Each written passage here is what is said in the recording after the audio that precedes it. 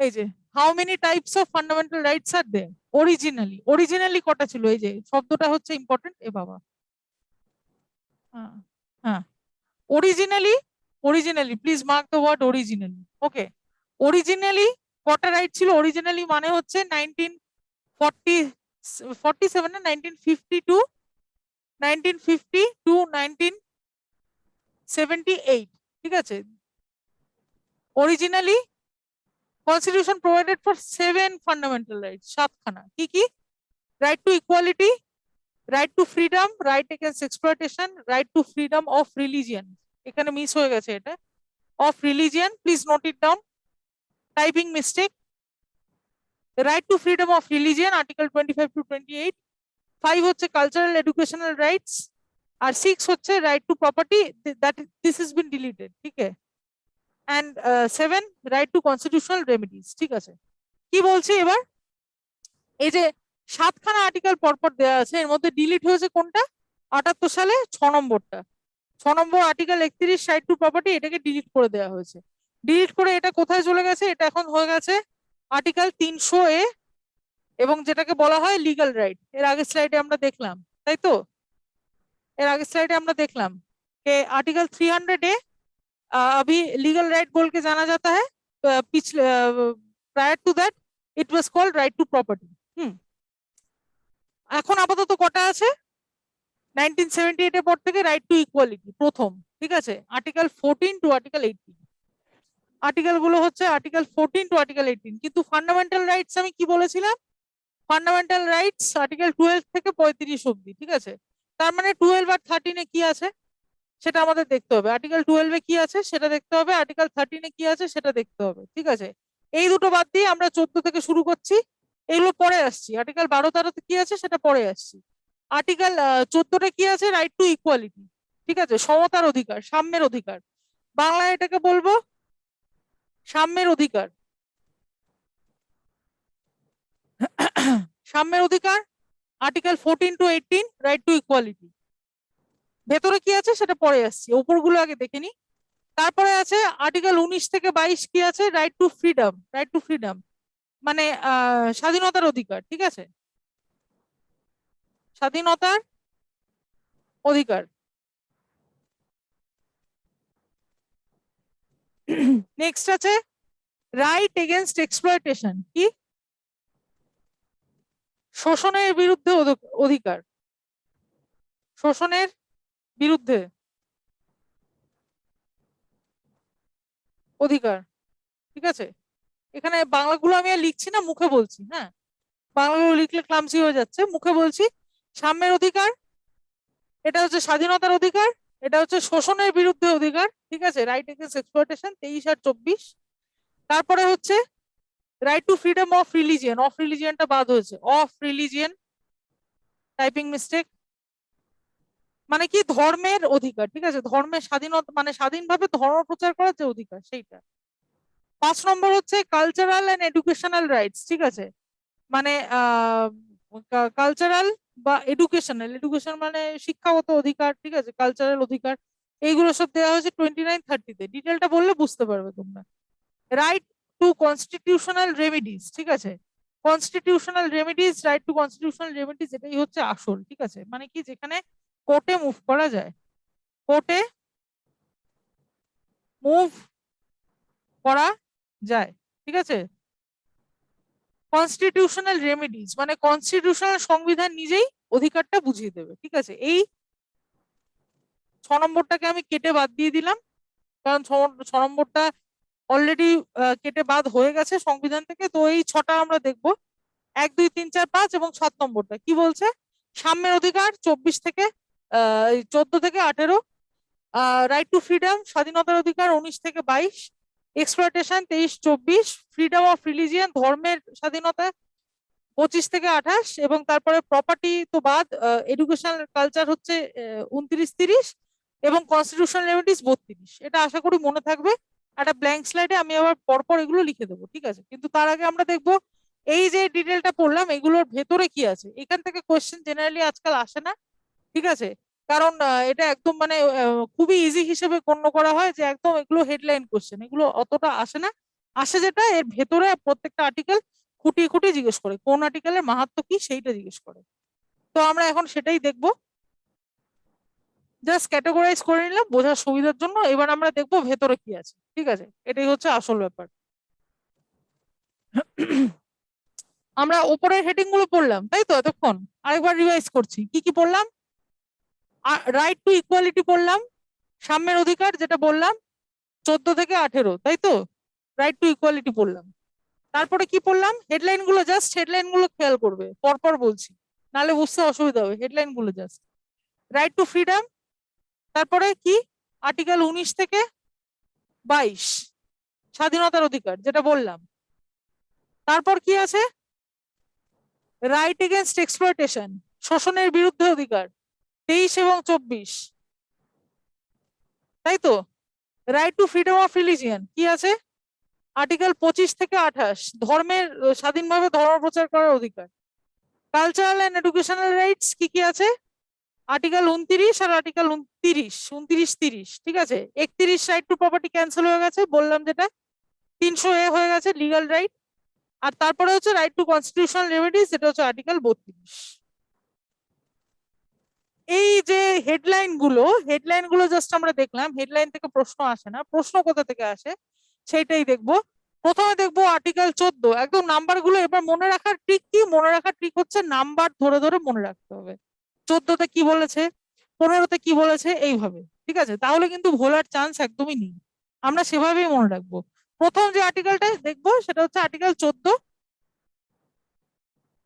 Article 14 কি বলছে, equality before law and equal protection of law. এই দুটো শব্দের মাহাত্ম্য অনেক বেশি, এগুলো নিয়ে বলতে গেলে প্রায় 1 ঘন্টা চলে যাবে, আমি অত ডিটেলসে যাচ্ছি না। পরীক্ষার জন্য যেটুকু ইম্পর্টেন্ট সেটুকু বলছি।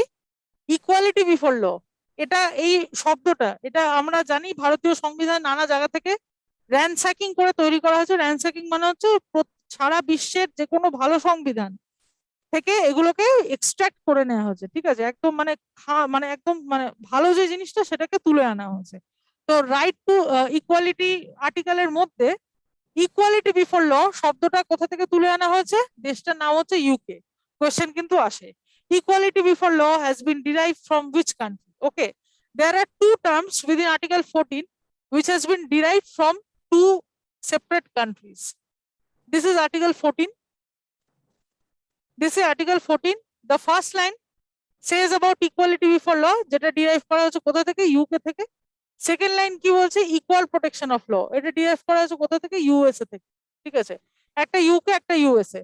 আমরা জানি ইন্ডিয়ান কনস্টিটিউশন অনেক দেশ থেকে র্যানস্যাক করে নেওয়া হয়েছে, তার মধ্যে দুটো ইম্পর্টেন্ট দেশ হচ্ছে, একটা হচ্ছে ব্রিটেন, একটা হচ্ছে আমেরিকা, ঠিক আছে।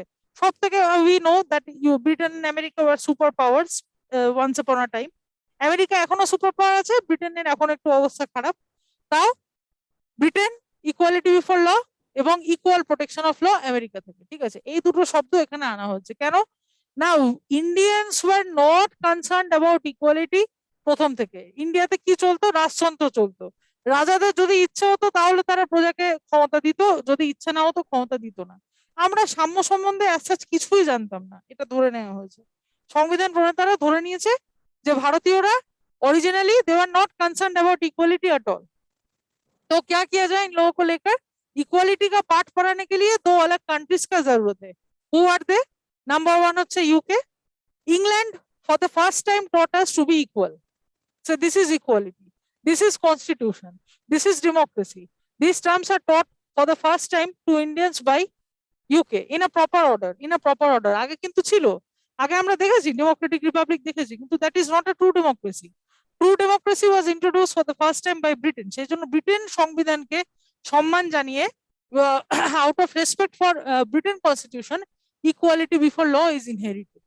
And equality before law means, মানেটা কি, লাইনটার মানেটা কি, সেটা হচ্ছে আইনের চোখে সবাই সমান। আইন এমন একটা জায়গায় দাঁড়িয়ে থাকবে, সেখানে দাঁড়িয়ে সে সবাইকে সমান হিসেবেই দেখবে। তাদের সিচুয়েশন আলাদা কিনা সেটা দেখবে না, তাদের আদৌ কোনো মানে আলাদা হওয়া দরকার কিনা সেটা দেখবে না, সবাইকে আইন নিজের চোখে কিন্তু সমান দেখবে। এটা ইউকে তে বলছে। তারপরে equal protection of law, USA is telling equal protection of law, দুটো জিনিস কিন্তু আলাদা। ইউএসএ বলছে, আমি বলছি ইকুয়ালিটির কোনো দরকার নেই, মানে একদম ল সবাইকে সমানভাবে ইকুয়াল দেখা তো হয় না, আলাদা আলাদা জায়গা থেকে লোকে কিন্তু আলাদা আলাদা জিনিস ফেস করে। তো সেক্ষেত্রে কি equal protection of law, law must provide protection equally to all citizen, সেইটা কিন্তু বেশি important. America is telling that. এবার দুটো পার্থক্য কি, একটা ছবি এঁকে বোঝাই, মুখে বললে একটু বোরিং লাগবে, ছবি এঁকে বোঝাই, একটা ব্ল্যাঙ্ক স্লাইড দিয়ে যাই। এই দুটো টার্ম মনে রাখবে, equality before law and equal protection of law. Blank slide তো নেই, ব্ল্যাঙ্ক, একটা ব্ল্যাঙ্ক স্লাইড হবে, ব্ল্যাঙ্ক স্লাইড তো ওপরে দিলেই হবে, যে কোনো জায়গায়, ওপরে একদম টপে দিন না, একটা ব্ল্যাঙ্ক, আবার যান ফাইলে, ব্ল্যাঙ্ক, হয়তো এটা সরিয়ে দিলেই হয়ে যাবে, ওই তো 5 ঠিক আছে। we learned about two terms, একটা হচ্ছে equality before law, আরেকটা হচ্ছে equal protection of law। Okay, equality before law and equal protection of law কি বলছে? equality before law মানে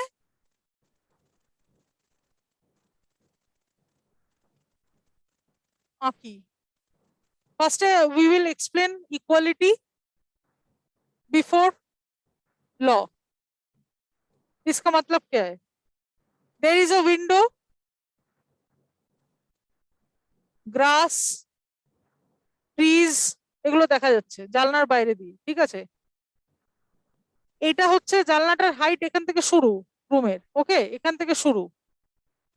একটা লোক এখানে দাঁড়িয়ে আছে, তার হাইটটা খুবই ছোট, সে জানলাটা দেখতে পাচ্ছে না, সে এখানে, তার মাথাটা এখানে পৌঁছচ্ছে, সে জানলাটা দেখতে পাচ্ছে না। একই জায়গায় এইখানটা হচ্ছে মেঝেটা, ঠিক আছে, আরেকটা লোক দাঁড়িয়ে আছে, তার হাইটটা বেশ লম্বা, সে এইখানে দেখতে পাচ্ছে, সে এতটা দেখতে পাচ্ছে, জানলা দেখতে পাচ্ছে, সে নো প্রবলেম। আরেকটা লোক একটুর জন্য আটকে গেছে, জাস্ট এইখানে মাথাটা একটু উঁকি মেরেও দেখতে পাচ্ছে না, একটুর জন্য আটকে গেছে, ঠিক আছে? তিনজনে একই জায়গায় দাঁড়িয়ে আছে, এটা একটা ছবি, ঠিক আছে? ব্রিটেন কি বলছে? ইকুয়ালিটি বিফোর ল বলছে যে এই তিনজন এখানে দাঁড়িয়েই দেখবে, ঠিক আছে, তিনজনকে ইকুয়াল সিচুয়েশন দেওয়া হবে, তিনজনেই মেঝেতে দাঁড়িয়ে দেখবে, ঠিক আছে, তাতে যে দেখতে পাচ্ছে পাচ্ছে, যে দেখতে পাচ্ছে না পাচ্ছে না, আইনের কোনো দায় নেই তাকে দেখানো, ঠিক আছে? কারণ তিনজনের সিচুয়েশনটাও এক না, একজন জন্মগত বেটে, একজন জন্মগত মাঝারি হাইটে, একজন জন্মগত লম্বা। যে লম্বা তার অ্যাডভান্টেজ, সে জানলা দিয়ে বাইরেটা দেখতে পাচ্ছে, বাট যে জন্মগত বেটে সে তো সেই অ্যাডভান্টেজটা পেলো না। ইউএসএ কি বলছে? ইউএসএ বলছে এরকম করলে তো হবে না, যে জন্মগত অ্যাডভান্টেজটা পেলো না তাকে একটা তলায় টুল দিয়ে দিতে হবে, তাকে কি করতে হবে, ইরেজার দিয়ে মুছে দেখিয়ে দিচ্ছি। ইউএসএ স্পিকিং যে এদের ক্ষেত্রে যারা যারা অরিজিনালি দেখতে পাচ্ছে না তাদেরকে কি করতে হবে, তাদেরকে একটা টুল দিয়ে দিতে হবে। এখানে একটা টুল এঁকে দিলাম, এখানে একে আরো বড় টুল দিতে হবে, যে বেশি বেটে তাকে বড় টুল দিতে হবে, যে অল্প বেটে তাকে আর একটু ছোট টুল দিলেও হবে, দিয়ে টুলের ওপর তারা দাঁড়াবে। টুলের ওপর দাঁড়ালে কি হলো, এই লোকটা সমান সমান হয়ে গেল, এই টুলের ওপর দাঁড়ালো, এই লোকটা সমান সমান হয়ে গেল, মানে কি, যে বেশি লম্বা তাকে, যে বেশি বেটে তাকে আরো বড় টুল, যে অল্প বেটে তাকে ছোট টুল, আর যে লম্বা তার তো টুলের প্রয়োজন নেই, তার তুলে টানানো দরকার নেই, সে এমনিই দেখতে পাচ্ছে। So this is the concept which is known as equal protection of law, ঠিক আছে? ইকুয়াল প্রোটেকশন অফ ল মানে কি, ল তোমাকে প্রোটেকশন দেবে, ঠিক আছে? ইউএসএ বলছে ল তোমাকে প্রোটেকশন দেবে, তুমি কখনো জন্মগতভাবে সমান নাই হতে পারো, যারা জন্মগতভাবে সমান নয়, যাদের সিচুয়েশন সমান নয়, তাদেরকে প্রোটেকশন দেওয়া হবে, আইনের থ্রু দিয়ে তাদেরকে প্রোটেকশন দেওয়া হবে, তাদেরকে একটা করে টুল দেওয়া হবে, যাতে তারা মেইন স্ট্রিমের সঙ্গে এক হতে পারে, ঠিক আছে, তারা যাতে মূল স্রোতের সঙ্গে এক হতে পারে, মূল স্রোতের সঙ্গে এক হওয়ার জন্য তাদেরকে একটা করে টুল দেওয়া হবে। এটা কে বলছে? এটা বলছে equal protection of law, USA বলছে। ইউএসএ বলছে সবাই তো সমান হয় না, ওই জন্য সবার ক্ষেত্রে সমান ল প্রযোজ্য হয় না। ইউকে কি বলছে? ইউকে এটা স্বীকার করতে চাইছে না।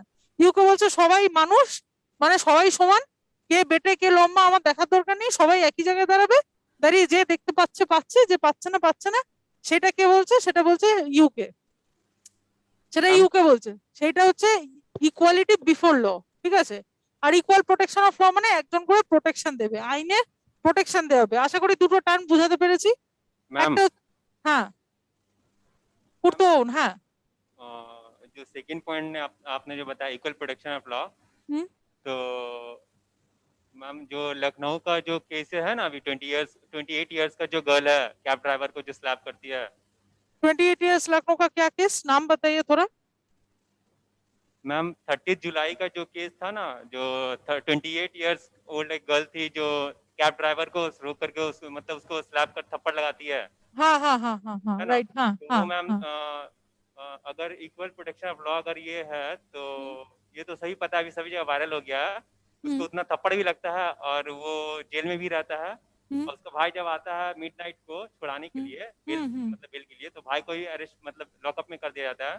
हम्म और अभी तक के लड़की के अगेंस्ट में ऐसा कुछ मतलब लीगल एक्शन हम्म नहीं लिया गया, सिर्फ एफआईआर लिया गया है। तो हम्म कहाँ ये equal properties of equal properties कहाँ से हो गया ये? राइट राइट ये this is the point and not only for this case, हम लोग जितनी भी केस देखेंगे माने there lies the difference between theory and practice, we need to understand that. हम लोगों का संविधान में ये सब लिखा है, that is true, this is only for writing. The truth is अभी भी आफ्टर 80 इयर्स होने को है, ये अभी नहीं हुआ, राउंड ऑफ करके बता रही हूँ, 80 इयर्स होने को है, फिर भी देखा जाएगा तो implementation is nearly equal to zero. This is my own opinion, this may sound little offensive, but still this is my own opinion. In spite of what we are studying and reading and learning from the Indian Constitution, implementation is nearly equal to zero. And I agree with you in this case. ऐसा होता है कि जो लिखा जाता है, जो बोला जाता है, वो इतना बड़ा देश है, and we cannot blame anyone for that, because मैंने डायरेक्टली ब्लेम तो नहीं कर सकते, because democracy is the best form, ऐसा माना गया। हम लोग चुनाव भी लड़ते हैं, वोट भी करते हैं, the people who are in the custodian of law they come to power after every 5 years, we cannot help it, we are in a loop, and we just can hope for the best in future. Okay? In coming years, these problems will be solved, and to the best possible way, constitution can be implemented, which is still a myth. This is my own opinion. Please, अगर किसी को offence लगे इस बात को लेकर, then I am sorry, but this is my own word कि अभी तक constitution is a myth. Because बहुत सारे क्लॉज है, हम लोग तो सिर्फ एक देख रहे हैं। आपका मन में ये क्वेश्चन है, and I thank you a lot for that, because ऐसे एनालिटिकल अंडरस्टैंडिंग करने से ही सब्जेक्ट मैटर इजी हो जाते हैं। हम लोग एग्जाम के लिए प्रिपेयर कर रहे हैं, we are going to serve the government in various post, and if we come with this clear vision from our perspective के कैसे इंडिविजुअली मतलब विदाउट बायस जज करना है चीजों को, and that will give a true nation in near future. ऐसे ma'am analytical study मैं के लिए आपको एग्जाम थैंक यू बोलती हूँ मैं। हाँ बोलिए। मैम मैं एग्जाम पर्पस के लिए पूछा था क्योंकि already I have study polity हाँ ऑलमोस्ट 40%। मैं हाँ 40% से ऊपर पॉलिटी पढ़ चुका हूँ खुद। हाँ तब तो और ठीक है, तब तो आपके साथ डिस्कशन करने में मजा आएगा। हाँ, तो हाँ मैम मैं सिर्फ हम्म एग्जाम पर्पस नहीं पूछा कि ये हम्म कहाँ इक्वालिटी हो जा रहा, और जबकि इसके पहले जोमेटो वाला था और भी ऐसे मतलब विद इन हम्म 3 मंथ्स आपका ये 4-5 केसेस मिल जाएगा। हाँ हाँ हाँ मिल कहीं भी जाएगा। इक्वालिटी तो नहीं दिखा मुझे। इक्वलिटी नहीं दिखा, वही तो, it is still to be implemented, वही तो बात है। कंट्रोवर्शियल कंट्रोवर्शियल हो रहा है ये इक्वलिटी नहीं दिखा, that is true, but from the exam point of view I can say that such questions will never come, you can face that in the interview. आप जो बात पूछे that is not required in any, मैंने I am talking about the highest exam UPSC, उसी में भी ऐसा question नहीं पूछते मैंने, which is against the government. आपको ये काम आ सकते कब, नथिंग इज वेस्टेड, आपको ये काम आ सकते हैं ड्यूरिंग द इंटरव्यू, तो उसके लिए आप प्रिपेयर कर ले। But on the theoretical perspective जो क्वेश्चंस आ रहे हैं that is good, but that is not required for prelims and mains. Okay, we will talk about that later, and and after that equality before law and equal protection law of law, USA और UK का ये दो चीज constitution का पहला article number 14 में describe किया गया है। ओके, বাঁকুড়া বলুন, কোনো ডাউট আছে?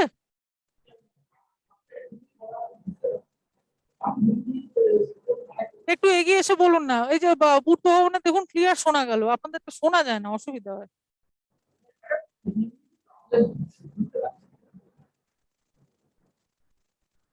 কিছু শুনতে পাচ্ছি না, আনমিউট হয়ে গেছে বোধহয়। মাইকা মাইকে সাউন্ড নেই, তাই না?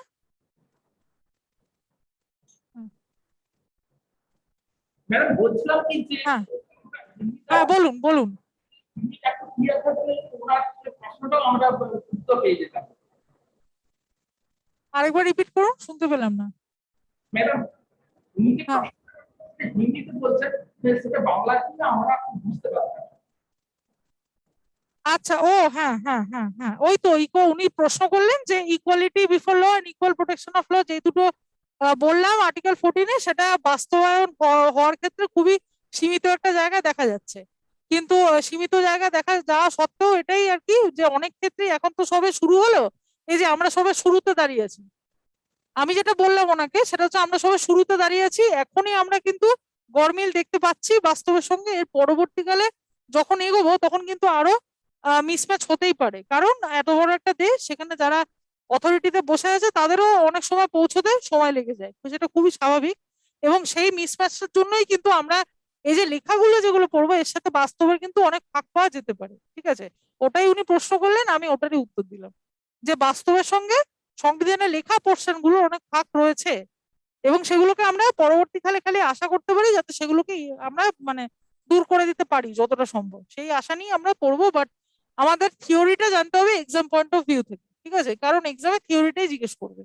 তো থিওরি ওয়াইজ দেখতে গেলে article equality, sorry article 14 right to equality, সেখানে কি বলেছে? ইকুয়ালিটি বিফোর ল, এটা কে বলেছে? ইউকে বলেছে, এটা প্রশ্ন আসে। ইকুয়াল প্রোটেকশন অফ ল কে বলেছে? ইউএস বলেছে, ঠিক আছে? এই দুটো ক্ষেত্রে কিন্তু রাইট টু ইকুয়ালিটি সংবিধানে দেওয়া আছে আর্টিকেল 14। তারপরে কি বলছে? আর্টিকেল 15তে এগোই, আশা করি আর্টিকেল 14 ক্লিয়ার। আর্টিকেল 15 কি বলছে, মানে থিওরিটিক্যাল পয়েন্টে clear. Prohibition of discrimination on grounds of religious, race, caste, sex and place of birth, ঠিক আছে? এখানে 5টা ক্রাইটেরিয়া দেওয়া আছে, কি কি আরেকবার দেখি। 5টা ক্রাইটেরিয়া কি কি?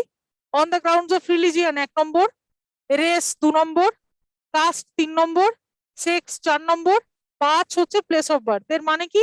একটা হচ্ছে প্রহিবিশন, প্রহিবিশন মানে হচ্ছে বারণ করা হচ্ছে, নিষেধ। প্রহিবিশন মানে হচ্ছে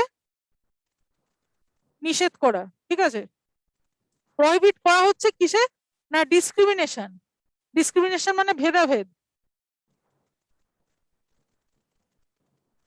হ্যাঁ, ভেদাভেদ করা যাবে না, এটা নিষেধ নিষেধ করা হচ্ছে। কোন কোন গ্রাউন্ডে? একটা হচ্ছে রিলিজিয়ান, আমরা জানি ধর্ম, ধর্মের গ্রাউন্ডে কাউকে ভেদাভেদ করা যায় না।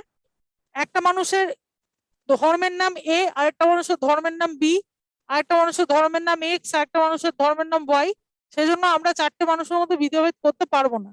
সংবিধান আর্টিকেল 15-তে সেটা বারণ করছে। তারপরে হচ্ছে রেস, রেস মানে হচ্ছে জাতি, একটা এই জাতি একটা ওই জাতি, এ বি এক্স ওয়াই জাতি থেকে বলছে বলে তাদেরকে আমরা ভেদাভেদ বা তাদেরকে কোনো প্রকার নিষেধাজ্ঞা মানে কোনো প্রকার ভেদাভেদ করতে পারবো না, সংবিধান সেটা নিষেধ করছে। তারপরে হচ্ছে কাস্টের ভিত্তিতে, কাস্ট মানে কি আমরা জানি, ঠিক আছে? আমরা ভারতীয় সমাজে থাকি, আমরা জানি কাস্ট মানে কি। সেই কাস্টের ভিত্তিতে যদি কাউকে ভেদাভেদ করা হয়, সংবিধান সেটা আর্টিকেল 15-এর মাধ্যমে নিষেধ করছে। এবং সেক্স বা জেন্ডার, আমরা এটাকে এক অর্থে বলতে পারি জেন্ডার, মানে লিঙ্গ বৈষম্য যেটাকে আমরা বলবো, পুরুষ এবং নারীর মধ্যে ভেদাভেদ করা, এটাও কিন্তু আর্টিকেল 15-তে ইয়ে করা হয়েছে, মানে নিষেধ করা হয়েছে, ঠিক আছে? তারপরে হচ্ছে প্লেস অফ বার্থ, মানে কে কোথায় জন্মগ্রহণ করছে, কে গ্রামে জন্মাচ্ছে, কে মফস্বলে জন্মাচ্ছে, কে শহরে জন্মাচ্ছে, কে প্রান্তিক এরিয়ায় জন্মাচ্ছে, কে মানে একদম মেট্রো সিটিতে জন্মাচ্ছে, সেগুলোর ভিত্তিতে আমরা তাদের সঙ্গে ভেদাভেদ করতে পারবো না। এটা কততম আর্টিকেলে বলা? আর্টিকেল 15-তে বলা, ঠিক আছে? ক্লিয়ার করে দিই বাংলাগুলো, ইংলিশটা দেখলে পরিষ্কার এবার বোঝা যাবে যে নিষেধ করা হচ্ছে ভেদাভেদ করার ক্ষেত্রে। কোন কোন ক্ষেত্রে? ধর্মের ক্ষেত্রে, জাতির ক্ষেত্রে, কাস্টের ক্ষেত্রে, জেন্ডারের ক্ষেত্রে এবং প্লেস অফ বার্থের ক্ষেত্রে। এই 5টা ক্ষেত্রে যেন কোনো ভেদাভেদ না করা হয়, আর্টিকেল 15 এটা বলছে, ঠিক আছে? আর্টিকেল 14 কি বলেছিল? সমতার মানে এক্সপ্লেন করেছিল। একটা সমতার মানে ইউকের দৃষ্টিভঙ্গিতে এক্সপ্লেন করেছিল, একটা সমতার মানে ইউএস এর দৃষ্টিভঙ্গিতে এক্সপ্লেন করেছিল, ঠিক আছে? ইউএসএ বলছে যে আইনের কর্তব্য হচ্ছে প্রোটেকশন দেওয়া যারা জন্মগতভাবে সমান নয়, আর ইউকে বলছে জন্মগতভাবে সমান হোক বা না হোক সবাইকে প্রোটেকশন সমানভাবে আইন দেবে, ঠিক আছে? এই মানে সমতার ব্যাখ্যা দুটো পার্টে বলা হয়েছে। তারপরে বলা হয়েছে কারোর মধ্যে ভেদাভেদ করা যাবে না, কি কি ভিত্তিতে? এই 5টা ভিত্তিতে, 5টা ভিত্তি বললাম। তারপরে বলা হচ্ছে এটাও আর্টিকেল 15 মধ্যেই পড়ছে, এই পুরোটাই আর্টিকেল 15-তে পড়ছে, ঠিক আছে। Equal access to shops, hotels, wells, tanks, bathing ghats and roads, ঠিক আছে। Equal access to shops, hotels, tanks, bathing ghats, roads, এই যে 5টা জায়গা, এই যে এই জায়গাগুলো, শপস মানে দোকান, হোটেল মানে আমরা জানি, ওয়েলস মানে কুয়ো থেকে জল তোলার ক্ষেত্রে, ট্যাঙ্ক ও জল ব্যবহার করার ক্ষেত্রে, বেদিং ঘাট মানে ওই পুকুর ঘাট এগুলোতে, এবং রাস্তাঘাটে কাউকে আমরা কোনো রকম ভেদাভেদ করতে পারি না তার কাস্ট, রেস, রিলিজিয়ন, জেন্ডার বা প্লেস অফ বার্থের ভিত্তিতে।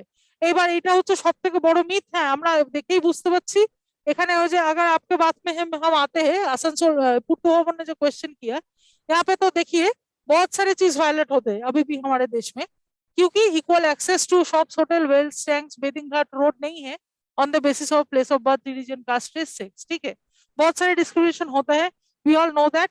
एंड रिसेंटली एक मूवी भी आया बाय आयुष्मान खुराना, आर्टिकल 15, वहां पे बहुत अच्छी तरह से दर्शाया गया है कैसे the things are taking place. Article 15 একটা সিনেমা এসছে নতুন আয়ুষ্মান খুরানার, সেখানে আর্টিকেল 15 ওখানে পরিষ্কার দেখানো হয়েছে কিভাবে এই আর্টিকেলটায় কিভাবে আমাদের বাস্তবায়নটা ঘটে। মানে সংবিধানে আর্টিকেল 15 বলে যেটাকে ব্যাখ্যা করা হয়েছে, আমরা যেটা একটু পড়লাম, সেটার বাস্তবায়ন কতটা অ্যাঙ্গেলে সেটা আর্টিকেল 15 আয়ুষ্মান খুরানা সিনেমাতে খুব সুন্দরভাবে রিপ্রেজেন্ট করা হয়েছে। আপনারা যখন ফ্রি হবেন সিনেমাটা একবার দেখে নিতে পারেন। তো আর্টিকেল 15-এ আরো বেশি ইমপ্লিমেন্টেশনের ফাঁক আমরা রয়েছে, বাট সেটা ইম্পর্টেন্ট নয়, আমরা চেষ্টা করছি। 1947-এ আমরা যতটা ইমপ্লিমেন্টেশনের ফাঁক ছিল, আজকে এটা ভাবুন 1950 সালে যেটা ছিল, এটা ডিসক্রিমিনেশনটা আরো বেশি হতো। তা 2021 সালে কি অত বেশি হচ্ছে? অত বেশি হচ্ছে না, আমরা কিছুটা হলেও এগিয়েছি, ঠিক আছে। পজিটিভ দিক থেকে দেখবো তাহলেই ভালো হয়, ঠিক আছে। To some extent we have come across, we have overcome this difficulty in the year 2021। जो चीज 1950 में नहीं थे अभी 2021 में वो है, तो we are improving and that is a success of our government and our citizen as a whole. Next is article 16, article 15 হলো, এবার आर्टिकल 16 কি বলছে? Equality of opportunity in public employment, that means public employment में, that means जो offices है जो examination हम लोग देते हैं, जो कॉम्पिटिटिव एग्जामिनेशन हम लोग दे रहे हैं, हाँ वी आर गिविंग, আমরা কম্পিটিটিভ এক্সাম দিচ্ছি, সেইখানে কিন্তু পাবলিক এমপ্লয়মেন্টের ক্ষেত্রে ইকুয়াল অপরচুনিটি থাকা দরকার। আমরা প্রত্যেকটা ভারতবাসী, প্রত্যেকটা সিটিজেন প্রত্যেকটা চাকরি পরীক্ষার জন্য সমানভাবে ফর্ম ফিল আপ করতে পারবো, আমাদেরকে কোনো রকম ডিসক্রিমিনেশন ফেস করতে হবে না। এটা কোন আর্টিকেলে দেওয়া আছে? আর্টিকেল 16-এ কিন্তু দেওয়া আছে এই equality of opportunity in public employment, যে আমরা সমান অপরচুনিটি পাবো প্রত্যেকটা পাবলিক এমপ্লয়মেন্টে নিজেদেরকে প্রতিস্থাপন করার জন্য, মানে ফর্ম ফিল আপের ইকুয়াল অধিকার থাকবে। তারপরে তো লড়ে নিতে হবে, যে যটা ভুল করবে, যে যটা ঠিক করবে, তারপরে যার যা স্কোর হবে সেই অনুযায়ী র্যাঙ্ক লিস্ট হবে, এগুলো তো পরের কথা, কিন্তু ফর্ম ফিল আপে আমাদের সঙ্গে কোনো ডিসক্রিমিনেশন হবে না। এটা বলা হয়েছে আর্টিকেল 16-এ, equality of opportunity in terms of public employment. যদিও এর অনেক এক্সেপশন আছে, আমাদের যে রিজার্ভেশন পলিসিটা সেটা আর্টিকেল 16-এরই একটা ইয়ে, আর্টিকেল 16-এরই একটা subclause, reservation policy article 16 subclause 4, ঠিক আছে। এটা বলে দিলাম, অনেক সময় পরীক্ষায় আসে, সেই জন্য article 16 subclause 4 talks about reservation policy, ঠিক আছে, as the exception of article 16। অনেক সময় আসতে পারে মেন্স ফেন্স, একটু হাই লেভেলের পরীক্ষা আসতে পারে, একটু হাই কাট অফের এক্সামে আসতে পারে, জেনারেল পরীক্ষায় আসবে না। Article 16(4) talks about reservation policy as the exception to article 16. Okay, next, abolition of untouchability. আচ্ছা, আমি বাংলায় আরেকবার বলছি এই প্রত্যেকটা পয়েন্ট, ঠিক আছে। প্রথমে equal protection of law, equality before law, এই দুটো তো বোঝা গেছে যে আইন একটাকে প্রোটেকশন দেবে, একটাকে দেবে না। আর্টিকেল 15 কি বলছে? এই ধর্ম, জাতি, কাস্ট, লিঙ্গ এবং জন্মস্থানের ভিত্তিতে কোনো রকম ভেদাভেদ করা যাবে না, এবং দোকান, হোটেল, ওয়েল, পুকুরঘাট, রাস্তা এইসব ক্ষেত্রে যাতায়াতের ক্ষেত্রে কোনো রেস্ট্রিকশন রাখা যাবে না, এটা 15 বলছে। 16 কি বলছে? যে চাকরির ক্ষেত্রে বা পাবলিক এমপ্লয়মেন্ট মানে যেটা গভর্নমেন্ট করছে, ঠিক আছে, প্রাইভেট কোম্পানি নয় কিন্তু, গভর্নমেন্টের এমপ্লয়, পাবলিক আর প্রাইভেট দুটো শব্দের মানে আশা করি আমরা সবাই জানি। প্রাইভেট মানে হচ্ছে প্রাইভেট কোম্পানি, পাবলিক মানে হচ্ছে সরকারি অফিস, ঠিক আছে। পাবলিক এমপ্লয়মেন্টের ক্ষেত্রে সব মানুষকে, সব ভারতীয়কে ইকুয়াল অপরচুনিটি দেওয়া হবে, ঠিক আছে। আনটাচেবিলিটি, এবার আসছি, এবার 16 হয়ে গেল, এবার আসছি 17-তে। এটা হচ্ছে আর্টিকেল 17, অ্যাবলিশন অফ আনটাচেবিলিটি। হ্যাঁ, আনটাচেবিলিটি মানে যে ছুঁত মার্ক, মানে যেটা অনেকদিন আগে থেকে আমাদের ছিল, ছোঁয়াছুত বা वो जो होता है, মানে on the basis of caste we discriminate and we it is a very evil practice and this term, একটা কথা বলে দিই, আনটাচেবিলিটি শব্দটা সংবিধানে কোথাও ব্যাখ্যা করা নেই। আনটাচেবিলিটির মধ্যে কি পড়ে সেটা সংবিধান প্রণেতারা কিন্তু নিজেরাই ডিফাইন করেনি, আমরা ডিফাইন করা কেউ নয় আনটাচেবিলিটি মানে কি, ঠিক আছে। বাট আনটাচেবিলিটি অ্যাবলিশ করা হয়েছে, ঠিক আছে, আনটাচেবিলিটিকে একটা গঠিত অপরাধ হিসেবে গণ্য করা হয়েছে, ঠিক আছে। আর্টিকেল 17-তে আনটাচেবিলিটিকে একটা গঠিত অপরাধ হিসেবে গণ্য করা হয়েছে এবং এটাকে চরমভাবে কন্ডেম করা হয়েছে যে না, এটাকে কোনোভাবেই মেনে নেওয়া সম্ভব না। এরকম যদি কারোর সাথে হয়, কারোর যদি কেউ কেউ যদি আনটাচেবিলিটি ফেস করে, কেউ যদি এটা ফেস করে, তাহলে সে সুপ্রিম কোর্টে ডিরেক্টলি কেস করতে পারে, ঠিক আছে। এবার আমাদের দেশে অনেক মানুষই হয়তো এটা ফেস করে, কিন্তু কেউ কি আর সুপ্রিম কোর্টে কি কেস করবে না, কিন্তু ওই আর কি সংবিধান আশা করে, কোর্ট আশা করে যে কেউ যদি আনটাচেবিলিটি ফেস করে সে কোর্টে গিয়ে কেস করবে। তারপরে পয়েন্টটা হচ্ছে article abolition of titles, article 18। Abolition of titles মানে এই যে রায় বাহাদুর, আমি বলছি এই যে স্বাধীনতার আগে আমাদের কি ছিল, প্রিন্সলি স্টেট ছিল, তাই তো, রাজাশাহী ছিল। এই রাজাশাহী গুলোতে কি হতো, মানে এই যে মানে এই যে রাজারা থাকতো আর কি প্রিন্সলি স্টেটে, সেখানে তাদেরকে নানা রকম টাইটেল দেওয়া হতো। একটা হচ্ছে রায় বাহাদুর, আমি এক্সাম্পল বলছি, একটা হচ্ছে রায় বাহাদুর, একটা হচ্ছে খান বাহাদুর, ঠিক আছে, খান বাহাদুর, এই যে সব নানা রকম টাইটেল দেওয়া হতো, ঠিক আছে। এই রায় বাহাদুর, খান বাহাদুর কিতাবগুলো, এগুলো সব আস্তে আস্তে আস্তে আস্তে না, মানে স্বাধীনতার পরে এগুলোকে অ্যাবলিশ করে দেওয়া হলো, যে এই ধরনের কোন zamindari titles, that is generally called zamindari titles, জমিদাররা যেই শিরোপাগুলো পেত, জমিদারি শিরোপা রাখা যাবে না। তার মানে কি, তুমি ইকুয়াল সোসাইটিতে বিলং করছো না। ভারতীয় সংবিধান কি বলে, প্রত্যেকটা ভারতীয় নাগরিক সমান। সেজন্য সত্যি যদি প্রত্যেকটা ভারতীয় নাগরিক সমান হয়, তাহলে জমিদারদের এইসব নাম দিয়ে ডাকার কোনো মানেই হয় না, তাদেরকে একটা স্পেশাল ট্রিটমেন্ট করছি আমরা, সেটা একদমই অনুচিত। সেই জন্য এইসব টাইটেল বন্ধ করে দেওয়া হয়েছে আন্ডার আর্টিকেল 18, ঠিক আছে।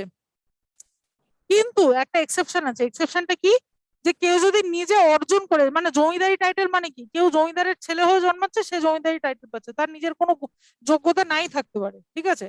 কিন্তু তুমি যদি নিজের যোগ্যতা একটা টাইটেল অর্জন করো, সেটা কিন্তু ভ্যালিড। যেমন PhD degree, doctor, when a person is a medical professional, সেটা শুধু ডক্টর, একটাতে ডট থাকে, একটাতে ডট থাকে না, ঠিক আছে। ডক্টর টাইটেলটা হচ্ছে একাডেমিক টাইটেলস, ঠিক আছে, একাডেমিক টাইটেলস মানে যেটা নিজের যোগ্যতায় মানুষ অর্জন করে, সেই টাইটেলটা কিন্তু রাখা যাবে, সেটা হচ্ছে আর্টিকেল 18 এর এক্সেপশন, ঠিক আছে। আর্টিকেল 18 এর এক্সেপশন মানে কি বলবো, মানে আর্টিকেল 18 বলছে অ্যাবলিশন অফ টাইটেল, কিন্তু except academic title. Academic title হচ্ছে যেটা আমরা নিজের যোগ্যতা অর্জন করছি, লেখাপড়া করে অর্জন করছি, সেটা নিজের যোগ্যতা টাইটেল, সেটা নামের আগে ইউজ করা যেতে পারে, কোনো অসুবিধা নেই। হ্যাঁ, কিন্তু ওই পৈতৃক সূত্রে পাওয়া, জন্মসূত্রে পাওয়া ওই জিনিসগুলো হবে না, কারণ তাহলে আর সে সমান ইকুয়াল সিটিজেন থাকছে না। আরেকটা ব্যাপার আছে, ভারত রত্ন, এই যে ভারত রত্ন সচিন তেন্ডুলকার নামের আগে কিন্তু ইউজ করতে পারবে না, এটাও এখানে বলা হয়েছে যে ভারত রত্ন সচিন তেন্ডুলকার, কিন্তু সে লিখতে পারবে না। সচিন তেন্ডুলকার ভারত রত্ন পেতে পারেন, বাট সে নামের আগে ওটা ইউজ করতে পারবে না, কেন না, তাকে সেটা অন্য আর 5টা সাধারণ নাগরিকের থেকে আলাদা করে দেবে বলে, ওগুলো নিয়ে জাস্ট একটা অ্যাওয়ার্ড হিসেবে ঘরে সাজিয়ে রাখার জন্য, লোকে কারেন্ট অ্যাফেয়ার্স হিসেবে পড়ার জন্য, বাট নামের আগে ইউজ করার জন্য নয়। সেটাও কিন্তু আর্টিকেল 18-এ নিষেধ করা হচ্ছে, ঠিক আছে। এবং অ্যাবলিশন অফ টাইটেলসটা আশা করি ক্লিয়ার হয়ে গেছে, ঠিক আছে। রায় বাহাদুর, খান বাহাদুর কিতাবগুলো তো উঠেই গেল। এছাড়া ভারত রত্ন, পদ্মশ্রী, এই টার্মগুলো ইউজ করা যাবে না, খালি একাডেমিক টাইটেল এখানে ইউজ করা যেতে পারে। একাডেমিক টাইটেল মানে লেখাপড়া করে অর্জিত, নিজের অর্জিত যে টাইটেল, সেটা ইউজ করা যেতে পারে, এটা হচ্ছে এক্সেপশন, ঠিক আছে। আর্টিকেল 17-র কোনো এক্সেপশন নেই, আর প্রত্যেকটা আর্টিকেলেরই প্রায় এক্সেপশন আছে, খালি আর্টিকেল 17-র কোনো এক্সেপশন নেই, ঠিক আছে, এটা মনে রাখতে হবে। হয়ে গেল। হ্যাঁ, हाँ थोड़ा जोर से बोलिए। हाँ, किसका टाइटल? मिलिट्री एंड एकेडमिक होता है ना। हाँ, military titles, okay okay okay, हाँ हाँ, military and academic titles, exactly. हाँ, thanks for the rectification. Military and academic titles both are prohibited. Military titles মানে both are allowed, sorry. Military and academic titles are allowed, allow করা হয়েছে, ঠিক আছে। Military title গুলো কিন্তু allow করা হয়েছে, ঠিক আছে, যেমন কর্নেল, লেফটেন্যান্ট কর্নেল, ঠিক আছে, এইগুলো হচ্ছে মিলিটারি টাইটেল, এগুলো কিন্তু অ্যালাউ করা যেতে পারে, কারণ এটাও আর কি নিজের অর্জিত, আমি যেটা বললাম, নিজে অর্জন করা, जो खुद से इंसान जो पा रहा है, अचीव कर रहा है, उसको हम लोग यूज कर सकते हैं, कोई प्रॉब्लम नहीं है उसका। Military titles also come to that part. ठीक है, thanks for the correction, thanks for the reminder Siliguri.